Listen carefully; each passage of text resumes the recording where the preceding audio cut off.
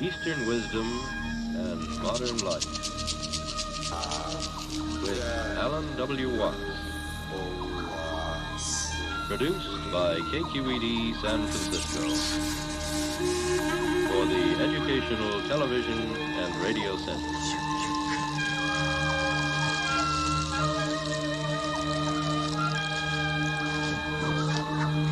Alan Watts is a scholar, lecturer, and the author of many widely read books on comparative philosophy and religion.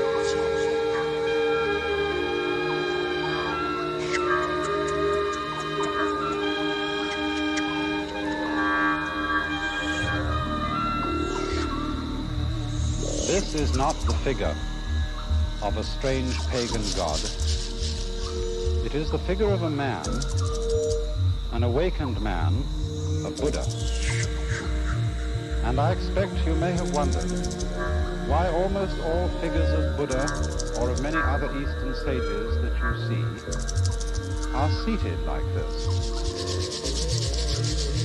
This figure of Buddha is in the posture of meditation, and the way in which he is seated and the whole cast of his features and of his expression symbolize a certain attitude to life, a certain way of looking things, which in Indian and Chinese philosophy is considered essential to sanity. Perhaps I can give you some idea of the meaning of this attitude by demonstrating it with a Chinese character, a word which represents this whole attitude to life. Most of you probably know that Chinese characters are originally picture writing. And in this particular character, this half of the character is said originally to have represented some water bird, perhaps a stork or a heron. And this other part of the character is first of all a sign meaning the human eye. And then you put legs on it, the activity of the eye, and that means seeing. And the whole character is pronounced guan. And it means a certain kind of observation, a certain way of looking at things which might be typified by the image of a heron standing at the edge of the water, as in this painting, which is by the great Japanese artist Kano Morimoto. There is the heron standing quietly and serenely, watching the water. And so, the whole meaning of this attitude to life is what is summed up in the entire Eastern idea of meditation, typified in these Buddha figures. And I want to try today to explain to you something of the meaning of this attitude to life.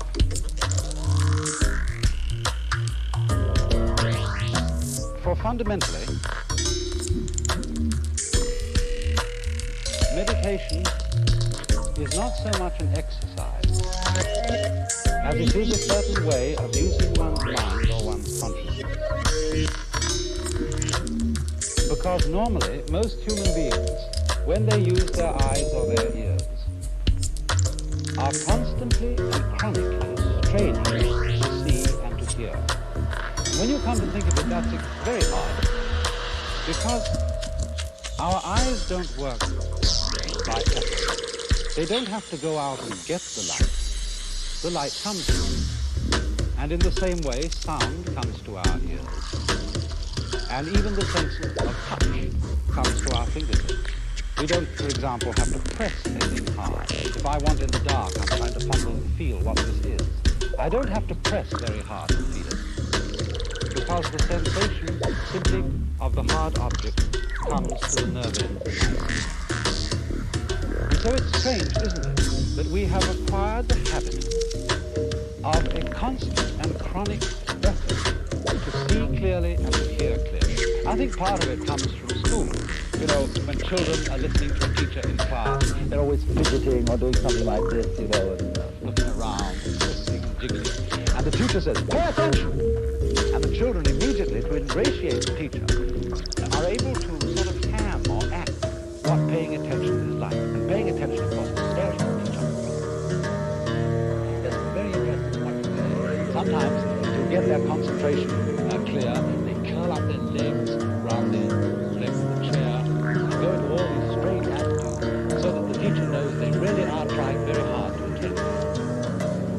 And it is through such conditioning, through being taught that we must try and try to hear in order to have clear sight and clear hearing, that we learn constantly to strain our senses in their use. But as a matter of fact, this impedes the clarity of our senses, because if you will try staring hard at a book in front of you, or staring very hard at the TV screen you're looking at right now, you'll find that it becomes fuzzy. Also, in the same way, if you're trying to listen, say, to a telephone conversation while the children are running all over the house and screaming, if you try to listen to the telephone, you'll get very angry and you'll have to stop to yell at the children to make them be quiet. But on the other hand, if you just let the sound come to your ears, you'll have no difficulty at all in hearing. So, you remember then that heron I showed you. When that heron was watching the fish, it wasn't sort of going like this, looking all over the place, what, fish here, no. The heron was just and as it were, the whole area of vision is simply coming to a heron's eye. And the moment it sees a ripple in the water, it darts down and gets the fish. Now, I don't think it's only that we have been taught by teachers, parents, and so on, to try to hear clearly. There are other factors involved. And one of them is that while we are seeing and hearing, we are trying to make sense of our world by thinking about it. And the act of thinking also introduces an element of strain into the use of our minds. And I think the reason for this is, perhaps you will remember how I showed you on a previous program, that thought is linear. You know, it goes one word after another. It's strung out in a line. We think thought in a line like this, one after another. Whereas when we see to what is going on entirely. We take in a volume. We take in a great area. Nature is a volume rather than something strung out in a line. But when we think, we get one thought after another. And so the process of thought is much slower than the process of seeing and using our consciousness or our mind as a whole. And this then requires a certain effort to make thought keep up with what we are seeing or what we are hearing. Also, you see, thought works. The philosophy of the Tao is one of the two great principal components of Chinese thought. There are, of course, quite a number of forms of Chinese philosophy, but there are two great currents which have thoroughly molded the culture of China, and they are Taoism and Confucianism. They play a curious game with each other. Let me start by saying something about Confucianism, originating with Confucius, who lived approximately a little after 630 BC. He's often supposed to have been a contemporary of Lao Tzu, who is the supposed founder of the Taoist way. But it seems more likely that Lao Tzu lived later than 400, according to most modern scholars. Confucianism is not a religion. It's a social ritual and a way of ordering society. So much so that the first great Catholic missionary to China, CRE8, was a Jesuit, found it perfectly consistent with his Catholicism to participate in Confucian rituals, because he saw them as something of a kind of national character, as one might pay respect to the flag or something of that kind in our own times. He found that Confucianism involved no conflict with Catholicism, no commitment to any belief or dogma that would be at variance with the Catholic faith. So Confucianism is an order of society and involves ideas of human relations, including the government and the family, based on the principle of what is called in Chinese ren, although Jiafu will notice that I never get my tones right, which is an extraordinarily interesting word. I'm going to put some of these things on the whiteboard. This is the word ren in Chinese.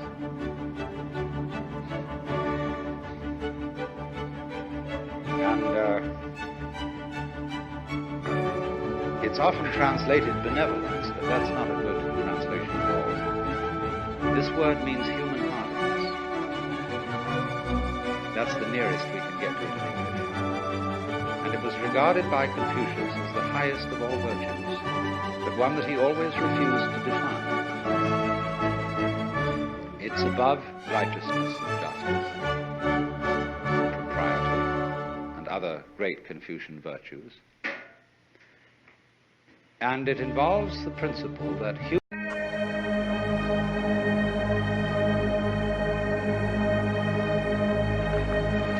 This morning I was discussing the joke of death, and the principal point that I was making was that death and life, or that is to say, in other words, the interval and the event, death being the interval between events, between one appearance and another of human beings, in the same way as winter is the interval between the appearance of the leaves in spring and their disappearance in the fall. But there is, you see, the chronic fear that the interval may be all that there is, that the interval may triumph, and there may be no event. And I was trying to show you that there is a polarity between the event and the interval between events, in such a way that you can no more have the one without the other than you can have the crest of the wave without the trough. And that this goes on and on and on in endless cycles, where there are small intervals making up small intervals and waves, which group together to make up a set of intervals and waves, and they in themselves constitute the crest of a larger wave with a much longer trough. And then again there comes the group of intervals and waves on a short ribbon. And that this thing that goes like, you see, like this, you see, that this thing in its turn is the crest of a still greater wave. And that the nature of being is that this is the scheme of things. But the joke about it, what makes it exciting, is the constant anticipation that there might not be anything again after the interval, that it might all come to an end. And the real problem, in order to turn death into a joke, that is to say, suddenly to recover from this terrible anxiety that it might be finished, and then transmute the vibration trembling of anxiety into laughter, which is the same thing. Only the trembling of laughter is the trembling of anxiety seen from a different point of view. Now, what are the things that are obstacles to our being able to see that? It's almost as if life were itself a guru. And you know how gurus throw out tests to their students to see if they can pass these various initiations, all of which require nerve in the face of some formidable obstacle. All fairy stories are full of this.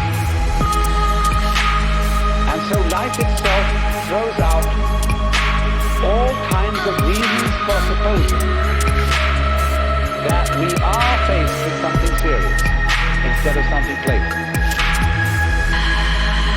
And I want to discuss with you a few ways which in Western history this obstacle has been thrown out, and how we today are bamboozled by these obstacles. In the history of Western civilization, there have really been, in the past 2,000 years, two dominant mythologies.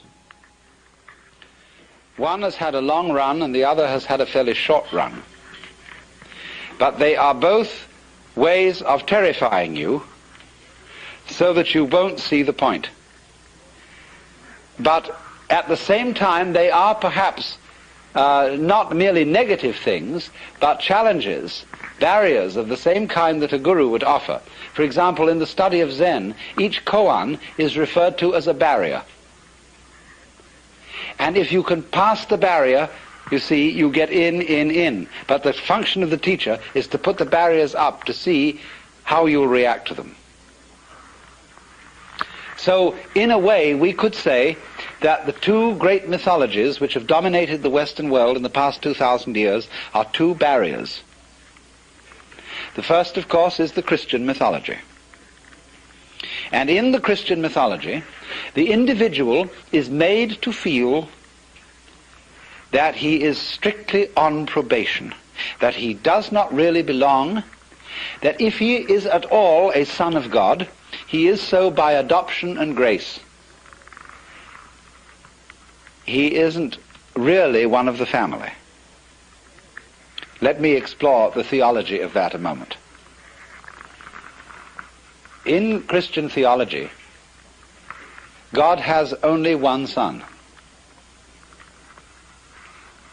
The monogenes, or the only begotten Son of God, who is the second person of the Trinity, the Logos, the divine idea of itself.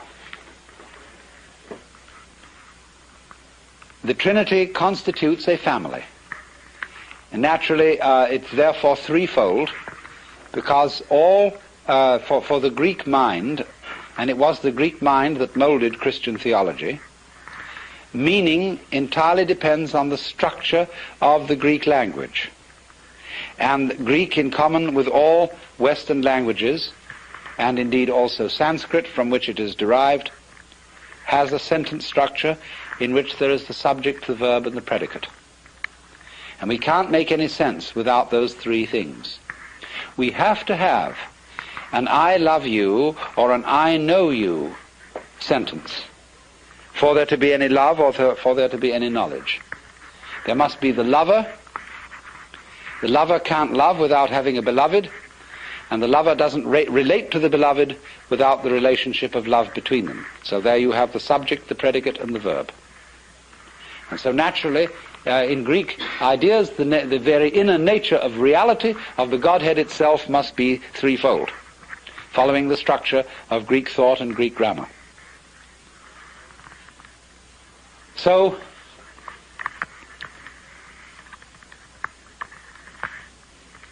in this way, the inner life of the Godhead is completely self-sufficient. There is the Son, the object of God's love, so that God doesn't need any created world of finite beings as the necessary object of his love, so that he can be love. You see? So then, the created world is something extraneous. It's something that the Lord threw off in a fit of exuberance. And although it is very much beloved by him, he doesn't in any way depend on it.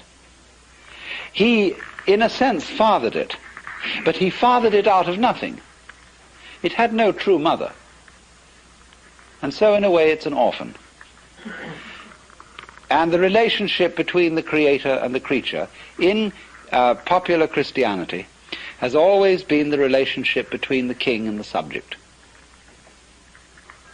And the relationship between the king and the subject is very, very strange, estranged, because the king, in the archetypes of kingship which existed in the Near East in ancient times and upon which this theological imagery was originally modeled, the king was really afraid. He always appeared in the throne room with his back to the wall. He didn't stand in the middle of his people and say, you know, and look around at everybody like that. He stood with his back to the wall like this.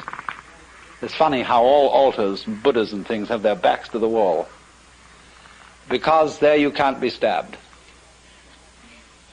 And you have your guards and your henchmen on either side of you.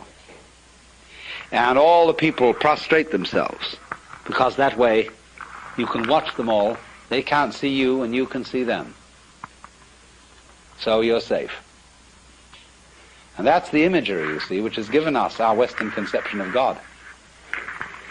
Of the father whose children have become a little bit too much for him. He's had too many. And they have to be kept in their place. And so he's a little bit frightened. And so the rules are set up. You just do so and so and so and so. And you must feel grateful for having been fathered. You're a miserable worm, and therefore inwardly, because without me you might not have been. You owe everything you have to my having produced you, and you are a debtor. And because you are a debtor, you have a duty. Duty is the same word as debt, debit. You owe life to me who produced you, although I won't admit I had a great deal of fun doing it.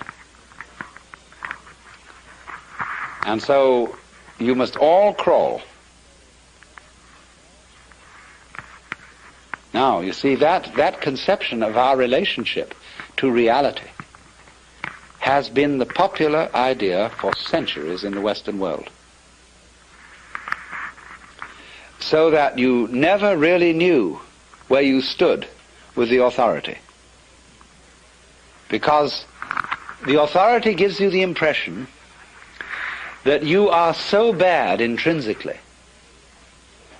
that at any time you ought to be punished and eaten up. And it's only a matter of mercy that you're not being eaten up.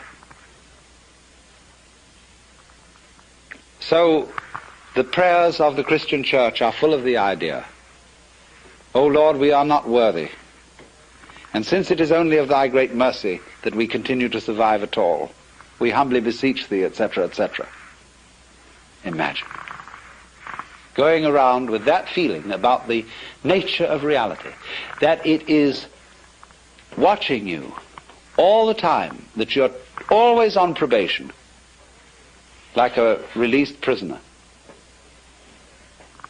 And therefore there is an all-seeing eye at every moment of the day and night surveilling you, much more efficiently than any big brother could watch you through tiny TV cameras in your bedroom.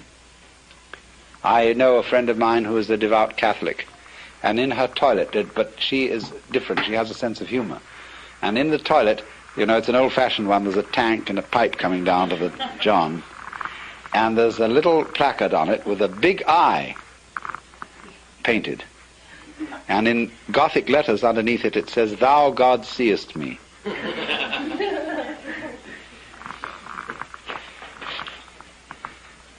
So always, everywhere, according to this mythology, there is the eye of the paternal judge watching you. Now, what can you do with a situation like that? If that's the way things really are, you don't know whether this Lord has a sense of humor, and whether you can say to him, "Hey, look, don't take such an advantage of me like that.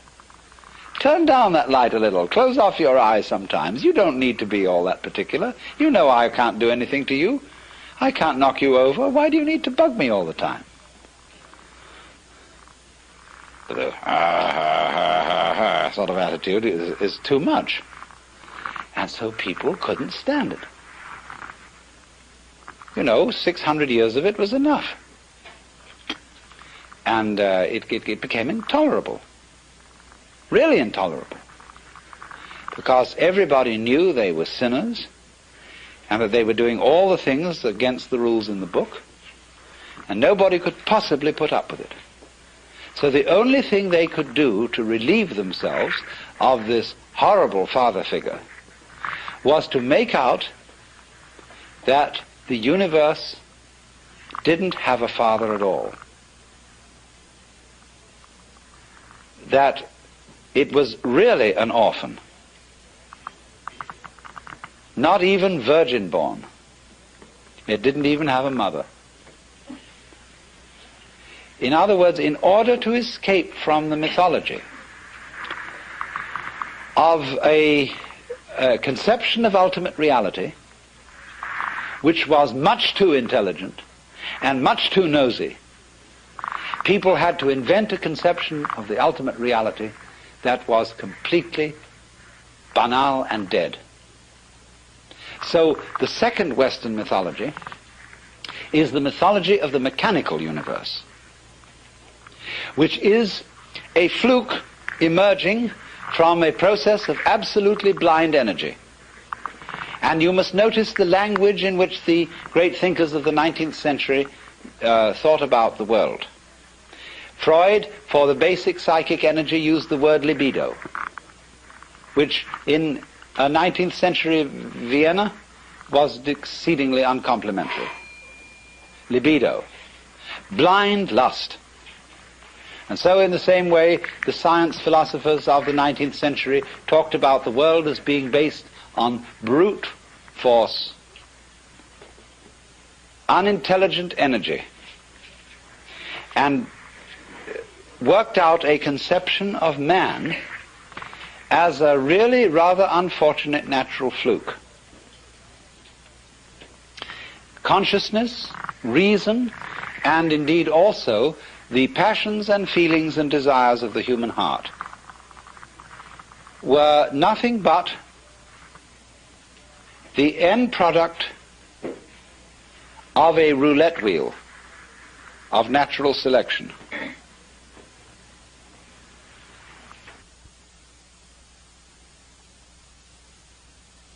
It's a most curious paradox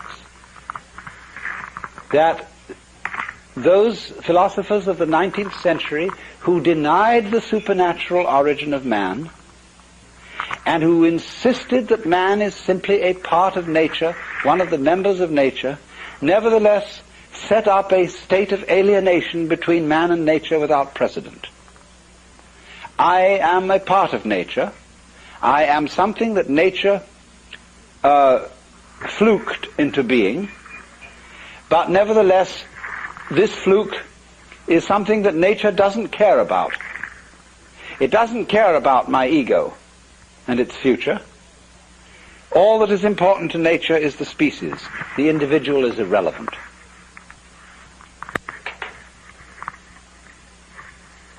At the same time, this philosophy arose when we were becoming conscious of the sheer magnitude of the universe. And it took the first impression of this vastness as a pretext for making little of human beings and saying, what do you matter in this huge cosmos? You're just a little fluke. You're just a little nothing at all. This thing goes way on beyond all imagination. And therefore man is just so much fungus on a rock. And a very tiny rock at that.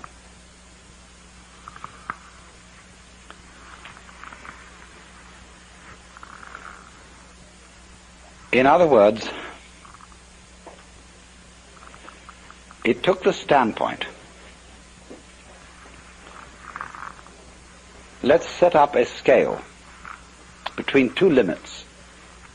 And this is the traditional Western opposition. On the one end of the scale to the left here, you have matter, the inert, the clay put into shape by the potter. On the other end of the scale you have spirit, which is intelligence. And these are what the mathematicians call limits.